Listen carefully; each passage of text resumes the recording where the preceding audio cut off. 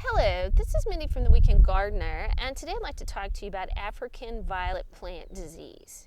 Now, before I get to that though, I'd like to tell you a little story.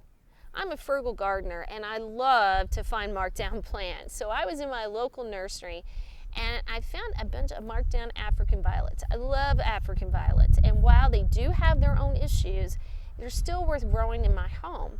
Well, all my African violets looked wonderful until a week later, and I was watering my African violets and saw this little guy. At first glance, you might think he's not getting enough sunlight. In actuality, that is not true. What is happening is a plant disease called chloriosis. Now what that means is the chlorophyll is actually leaving these leaves, and that's why they're yellowing. Some of them looked bleached in appearance.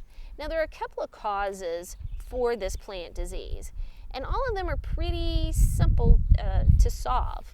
The first thing is there's a nutrient deficiency. Now I know what you're saying. I fertilize my African violets religiously, and that's great. But what happens is that there are certain conditions by which the plant can't get the nutrients that it needs. Now the nutrients that can cause this plant disease is a lack of nitrogen, phosphorus, sulfur, and or calcium.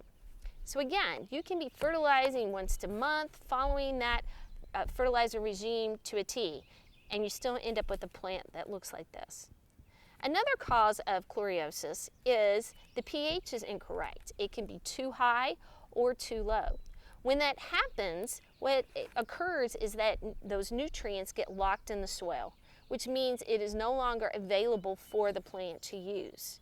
Now there's a couple of causes for pH. If you're using soft water to water your African violets, that can actually cause the pH to be too high or too low, depending on the type of soil that you have in the pot.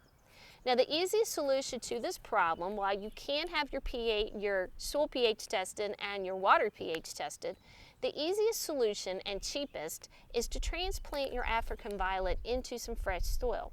Once that is done, the pH lock is over with and your plant should recover very nicely.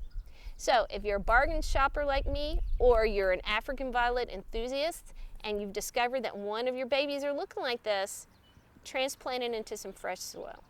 So until we meet in the garden again, this has been Mindy from the Weekend Gardener.